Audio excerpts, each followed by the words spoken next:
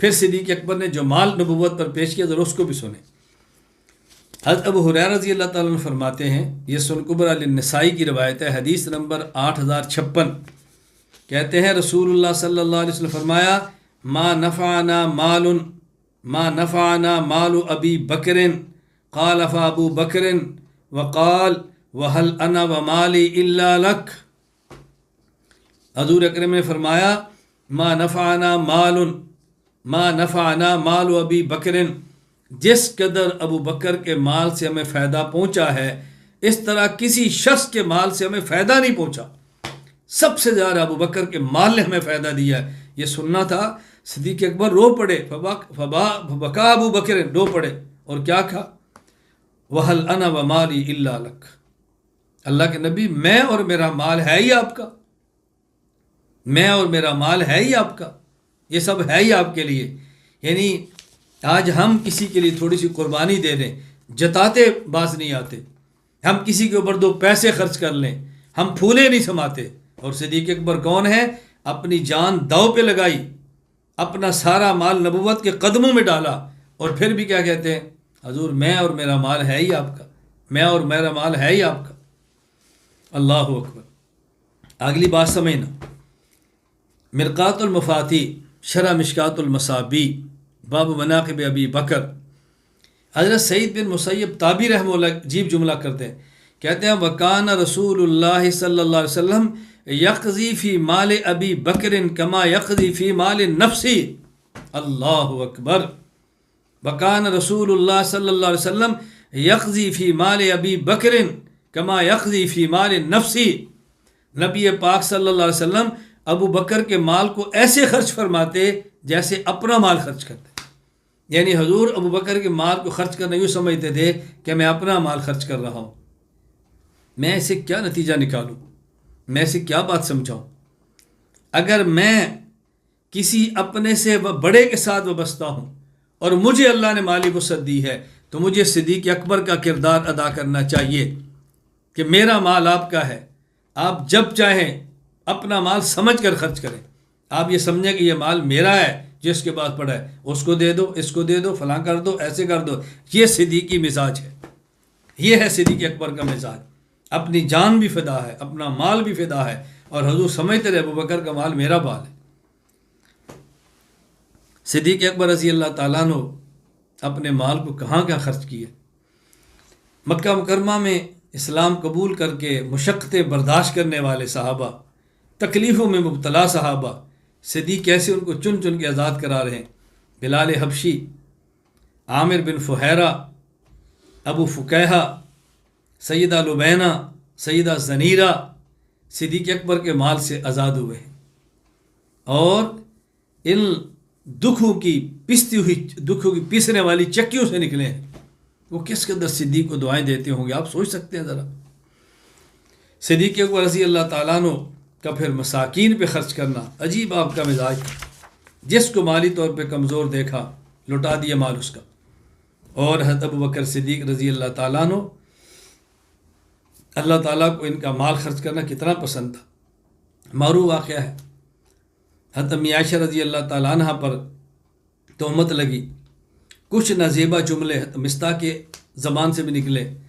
حضرت مستح رضی اللہ تعالیٰ عنہ صدیق اکبر رضی اللہ تعالیٰ عنہ کے عزیز تھے، اور مالی طور پہ کمزور تھے، بدری صحابی تھے، غالباً آپ کی خالہ کے بیٹے تھے۔ تو آپ کو تکلیف ہوئی کہ تمہاری زبان سے جملہ کیسے نکلا؟ آپ نے ان کو جو خرچ کرتے تھے وہ دینا بند کیا۔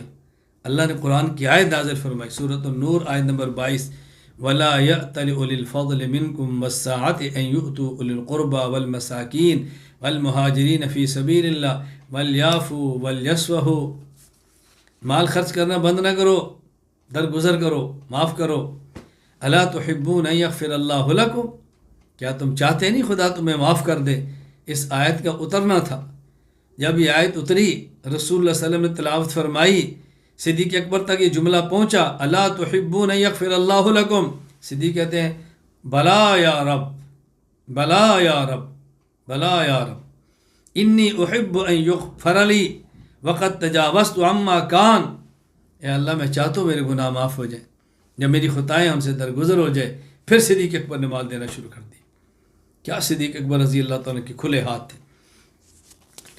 نبی پاک صلی اللہ علیہ وسلم مکہ مکرمہ سے مدینہ منورہ جب آئے تھے، جب آپ نے ہجرت فرمائی تھی، اور آپ نے سب سے پہلے مدینہ میں آپ بنو عمر کے محلہ میں اترے، تقریباً 24 دن تک وہاں ٹھہرے، اور وہاں سے بنی نجار کے اترے۔ یہ لوگ آپ کے محافظ بن کر ساتھ تھے۔ حضور اکرم صلی اللہ علیہ وسلم جب آپ کی مبارک عادت تھی، نماز کے وقت ہوتا فوراً نماز پڑھتے۔ رسول اکرم صلی اللہ علیہ وسلم نے جب حضرت ابو ایوب انصاری کے گھر میں آئے، مدینہ منورہ میں پڑاؤ کا آئے، ہجرت تھی مستقل رہنے کی نیت سے، تو آپ کا ارادہ تھا یا مسجد کی تعمیر ہو، تو آپ نے وہاں ارشاد فرمایا بنو نجار کو، یا بنی نجار سأمنو، آپ نے فرمایا کہ سأمنونی بحائطکم، تم یہ جگہ مجھے دو، مجھ سے پیسے لے لو، مسجد تعمیر کرنا چاہتے ہیں۔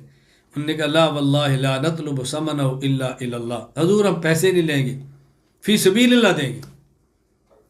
ابن حجر اسقلانی رحمہ اللہ فتح الباری میں فرماتے ہیں ان النبی امر ابا بکر ان یطعمہما ثمنا، حضور ابو بکر فرمایا ابو بکر ان کے پیسے دے دو۔ یہ کوئی ترغیب نہیں، کون دے گا، نہیں ابو بکر تم دے دو، بات ختم ہوگی۔ جیسے اپنے پیسے ہوتے ہیں، یوں اللہ کے نبی صدیق اکبر رضی اللہ تعالیٰ عنہ کے مال سے خرچ کر رہے تھے۔ آج تک جو لوگ مسجد نبوی میں نماز ادا کر رہے ہیں، اس کا اجر صدیق اکبر رضی اللہ عنہ کے کھاتے میں ہے۔ صدیق اکبر کا مال خرچ کرنے کا عجیب مزاج تھا۔ طبقات ابن سعد میں ایک عجیب واقعہ نقل ہے۔ سید عائشہ رضی اللہ تعالیٰ عنہ کا نکاح ہو گیا، رخصتی نہیں ہوئی، رخصتی سے کچھ عرصہ قبل بخار ہوا، صحت یاب ہوگی۔ حضرت ابو بکر صدیق رضی اللہ تعالیٰ عنہ خود حضور سے عرض کرتے ہیں حضور آپ رخصتی کیوں نہیں فرماتے؟ عمر کتنی ہے؟ 9 سال بیٹی کی، اللہ 9 سال کی بیٹی ہے، نکاح کر کے تو دے دی تھی، کہا رخصتی کیوں نہیں فرماتے، کیا رکاوٹ ہے؟ رسول اللہ صلی اللہ علیہ وسلم نے فرمایا کہ اس وقت میرے پاس حق مہر ادا کرنے کی رقم موجود نہیں ہے۔ توجہ رکھنا، اپنی بیٹی دی ہے اور شوہر خود پوچھ رہا ہے کہ رکاوٹ کیا، باپ پوچھ رہا ہے سسر رکاوٹ کیا ہے، کیا میرے پاس حق مہر کی رقم نہیں ہے؟ رسول اکرم صلی اللہ علیہ وسلم بات سن کر صدیق اکبر نے نبی پاک صلی اللہ علیہ وسلم کو 500 درہم ہدیہ دے دی، میری بیٹی کے حق مہر آپ ادا فرما دیں۔ صدیق حضرت رسول اللہ صلی اللہ علیہ وسلم نے وہ رقم بھجوائی اور امی عائشہ کی رخصتی ہو گئی۔ کبھی ایسے واقعے بھی آپ سنیں گے، کوئی شخص 52 سال کے شخص کے گھر میں 9 سال کی بیٹی بھی بیچ دے اور حق مہر بھی اپنی جیب سے داماد کو دے کہ تم میری بیٹی کو حق مہر بھی ادا کر دو۔ آپ اندازہ کریں آج کے دور میں جھگڑے کیا ہیں، لڑائیاں کیا ہیں، اور صدیقی مزاج کیا ہے۔ ان سب چیزیں سنانے کا مقصد صدیقی مزاج اپنانا ہے تاکہ ہم اظہار کا مزاج بنائیں اور دین کی خدمت کریں۔ غزوہ تبوک تھا، مدینہ منورہ سے شام کی طرف جانا ہے، 670 کلومیٹر کا فاصلہ، تنگی کا زمانہ، وسائل موجود نہیں ہیں۔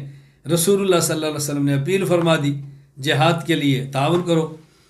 حضرت عمر بن خطاب رضی اللہ تعالیٰ عنہ فرماتے ہیں کہ اس وقت میرے پاس مال کافی تھا اور میرا خیال یہ تھا الیوم اسبق ابا بکر ان سبقتہ یوما، اگر میں کسی موقع پر ابو بکر سے بڑھ سکتا ہوں نا، وہ آج موقع ہے کہ میں ابو بکر سے بڑھ جاؤں گا، کیونکہ میرے پاس مال کافی ہے بنسبت ابو بکر صدیق کے۔ یہ میرے دل میں خیال آیا تو میں حضور کی خدمت میں گیا اپنا نصف مال لے کر، پوچھا ما بقیت لأہلک، عمر گھر میں کتنا ہے؟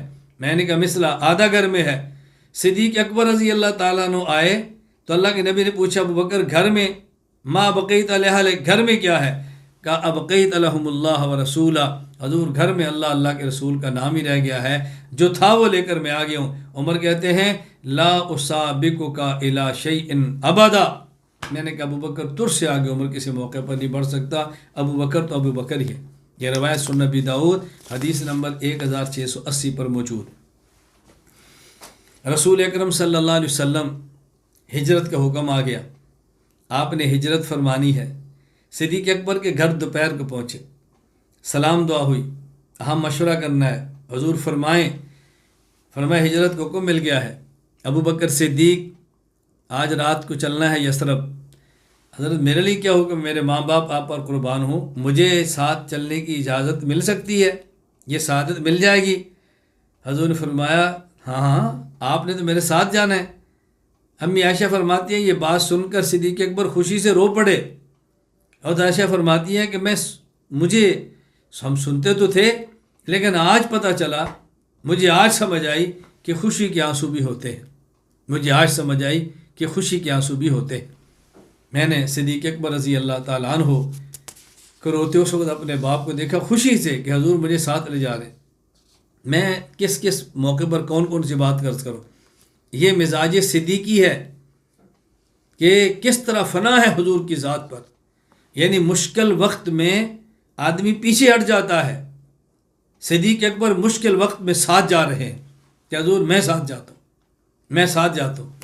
میں ایک واقعہ یہاں پہ عرض کرنا چاہتا ہوں۔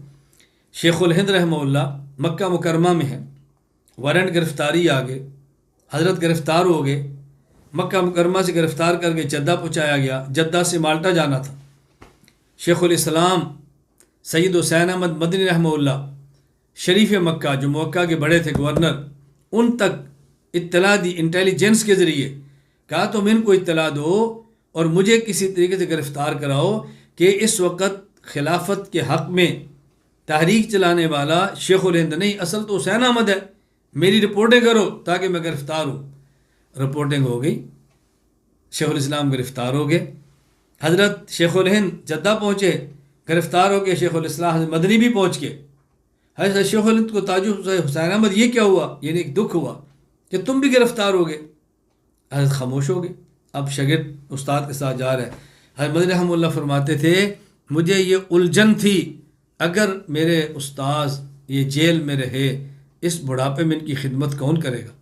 تو میں نے اپنی جیل کی زندگی کو آزادی پر ترجیح دی، مشکل میں ساتھ کی۔ حضور مکہ سے مدینہ جا رہے ہیں، مشکل وقت ہے، سر کی قیمت متعین ہے، گرفتاری پر یا کوئی مار کے دے 100 اونٹ ملیں گے۔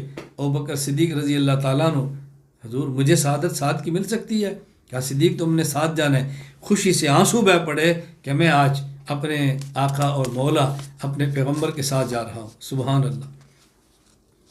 اب صدیق اکبر رضی اللہ تعالیٰ نے اپنی بیٹی سے کہا تیار کرو، اسما کھانا سب چیزیں تیار کی۔